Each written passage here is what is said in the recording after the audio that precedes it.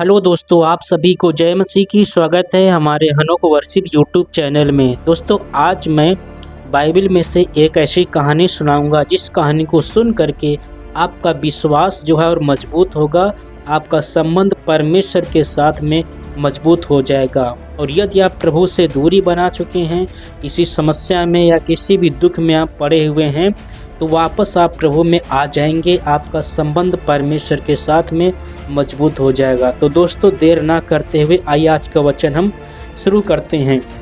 आज की कहानी है जो मैं सुनाने के लिए जा रहा हूँ, लूका की पुस्तक अध्याय 15 में ये कहानी आपको मिल जाएगी। 11 वचन से जब पढ़ेंगे 19 वचन तक यह वचन आपको मिल जाएगा।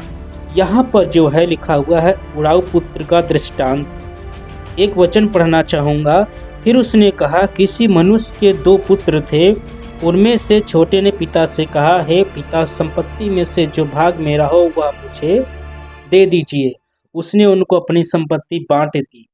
बहुत दिन न बीते थे कि छोटा पुत्र सब कुछ ले इकट्ठा करके दूर देश को चला गया और वहाँ जो है कुकर में अपनी संपत्ति उड़ा दी। दोस्तों, ये कहानी जो आप सुन रहे हैं, लूका की पुस्तक अध्याय 15 वचन 11 से 19 तक पढ़ेंगे, कहानी आपको मिल जाएगी। इस पूरे वचन को जरूर सुने, पूरी कहानी सुनेंगे तभी समझ में आएगा। यहाँ पर जो है एक उदाहरण दिया गया है। एक पिता है और उसके 2 पुत्र, एक बड़ा है एक छोटा है। तो छोटा पुत्र जो है पिता से कहता है कि पिताजी, जितनी भी संपत्ति आपके पास है, जो है मेरे हिस्से की जो संपत्ति है वो जो है बांट करके मुझको दे दीजिए।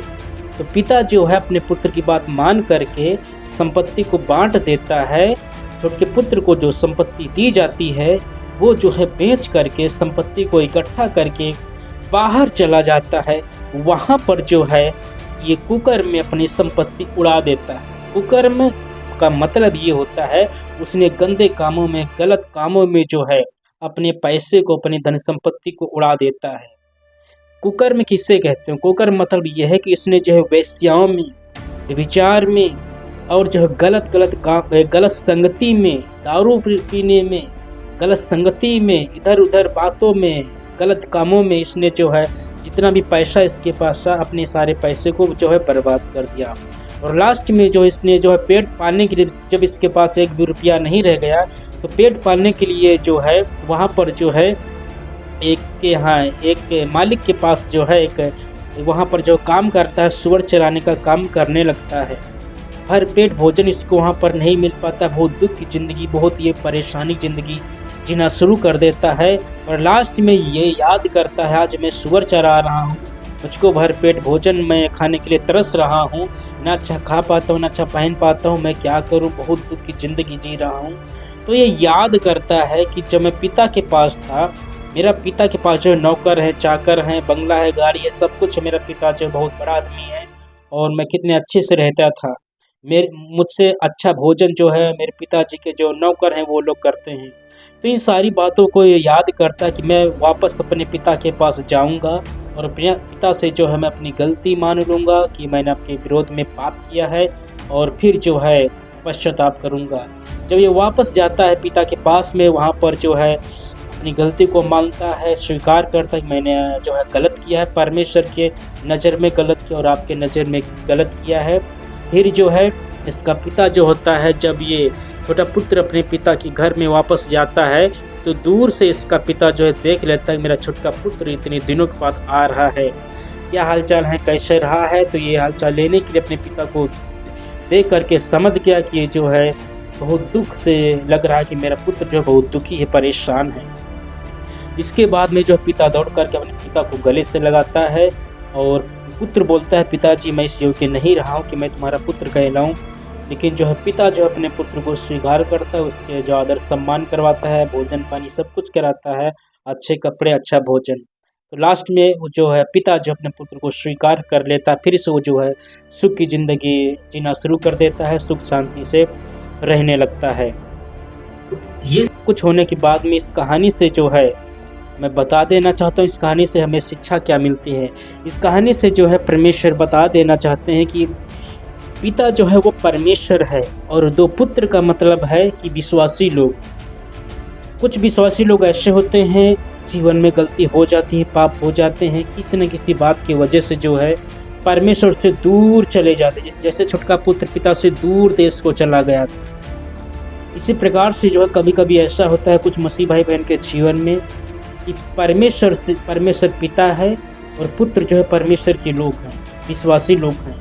तो कुछ विश्वासी लोग अपने पिता परमेश्वर से दूर चले जाते हैं और जो कोई किसी न किसी बात की वजह से जो है परमेश्वर के पास जाने के लिए सोचते हैं कि मैं परमेश्वर के पास जाऊंगा, मैंने ये गलत किया, प्रभु की नज़र में परमेश्वर क्षमा करेंगे या नहीं करेंगे। तो अपने विश्वास को कमज़ोर कर लेते हैं, उनका संबंध परमेश्वर से बहुत कमज़ोर पड़ जाता है, परमेश्वर से दूरी बन जाती है। तो ऐसे लोगों के लिए इस कहानी से मैं बताना चाहूँगा, परमेश्वर आपको क्षमा करने के लिए तैयार है। यीशु आपको बुलाता है कि आप वापस जो अपने पिता परमेश्वर के पास में आएँ। परमेश्वर आपकी गलती को क्षमा करने के लिए तैयार है और वापस जो है परमेश्वर के पास आएँ, कलीसिया में जाना शुरू करें और प्रार्थना करना शुरू करें, वचन पढ़ना शुरू करें और पश्चाताप करें। जो भी अपने गलती अपराध किया हो, आप जानते हैं, परमेश्वर जानता है, तो अपनी गलतियों के लिए परमेश्वर से क्षमा मांगे। प्रभु आपकी गलती को जो है क्षमा करने के लिए तैयार है। जो भी आपने जीवन में गलती किया, अपराध किया हो, यीशु मसीह आपको आज भी बुलाता है कि मेरे पास लौट करके आओ, मैं तुमको शांति दूंगा, विश्राम दूंगा। परमेश्वर ये जो है बहुत प्रेम करता है। गलती पुत्र की थी कि पुत्र जो है पिता से दूर चला गया था। आज भी परमेश्वर जो है आपसे दूर नहीं गया है, परंतु हम लोग खुद जो है परमेश्वर से दूर चले जाते हैं। अपने विचार से, अपने सोच विचार से, अपने समझ का सहारा ले करके हम लोग जो है परमेश्वर से दूर चले जाते हैं। तो परमेश्वर ऐसे लोगों को बोलता है मेरे पास आओ। यीशु मसीह आपको बुलाता है, वो आज भी इंतजार कर रहा है कि जो है मेरे लोगों मेरे पास लौट करके आ जाओ। क्योंकि यदि हमारे पास लौट करके नहीं आओगे, जैसे छुटका पुत्र यदि वापस नहीं आता तो उसकी ज़िंदगी बर्बाद हो जाती। बर्बाद हो ही गई तो वो दुख की ज़िंदगी जी रहा था, लास्ट में उसका जीवन नाश हो जाता। लेकिन इसी प्रकार से यदि जो लोग परमेश्वर से दूर चले गए हैं, यदि वापस नहीं आएंगे तो क्या होगा? परमेश्वर तो चाहता है कि मेरे पास में आ जाओ। आज भी परमेश्वर इंतजार करता है। सबसे बड़ा अनुग्रह ये प्रभु का कि आपने अभी तक जिंदा रखा है। क्योंकि छुटका पुत्र का जीवन यदि समाप्त हो जाता तो वहाँ से कहानी खत्म हो जाती, लेकिन परमेश्वर जो जीवित था, यही बहुत बड़ी बात है। तो इस कहानी में जब आप देखेंगे तो गलती किसकी थी? छुटका पुत्र की थी। उसने जो कुकर में, वेश्याओं में, गलत संगति में पिता की संपत्ति को उड़ा दिया था, अपना जीवन बर्बाद कर दिया था। इसी प्रकार से कभी भी हम लोग परमेश्वर के विरोध में गलती ही करते हैं, अपराध करते हैं, गलत संगति में पड़ जाते हैं और कुकर में पड़ जाते हैं। गलत काम करने के कारण जो है हम परमेश्वर से दूर चले जाते हैं और हमारा विश्वास कमज़ोर होने लगता है। तो इस कहानी के लास्ट में मैं यही बताना चाहूँगा, इस कहानी से हमें शिक्षा ही मिलती है कि जो लोग परमेश्वर से दूर चले गए हैं वो लोग परमेश्वर के पास वापस में आ जाएं और अपनी गलतियों के लिए परमेश्वर से क्षमा मांगे और परमेश्वर आपकी गलती को प्राप्त करने के लिए जो है तैयार है। प्रभु आपको क्षमा करेंगे और आप फिर से जो है जब परमेश्वर के पास वापस में आ जाएंगे तो फिर से जो है आप सुख की शांति ज़िंदगी जीना शुरू कर देंगे। जब तक वो छुटका पुत्र पिता से दूर देश में रहता तो वो परेशान रहा, दुखी रहा। इस प्रकार से जो है जो विश्वासी लोग परमेश्वर से दूरी बना लेते हैं वो दुखी रहते हैं, परेशान रहते हैं, गलत संगति में पड़ जाते हैं, शैतान की संगति में पड़ जाते हैं, संकट में, मुसीबत में पड़ जाते हैं, दुख में पड़ जाते हैं। लेकिन प्रभु चाहता है आप सुख में रहें, शांति से रहें। इसलिए आप वापस जो है परमेश्वर के पास में आए, अपनी गलतियों के लिए क्षमा मांगे।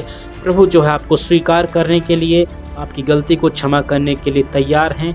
इसलिए मेरे मसीह भाई बहनों, आप परमेश्वर के पास में वापस में जाएं और अपने पापों के लिए पश्चाताप करें और जो भी आपका दुख हो, परेशानी, उस दुख के लिए प्रभु से प्रार्थना करें। प्रभु आपको आपकी गलती को क्षमा करेंगे और आपके दुख को दूर करेंगे और फिर से जो है आप जो है सुख शांति से जीना शुरू कर देंगे। तो वापस प्रभु के पास आ जाएं।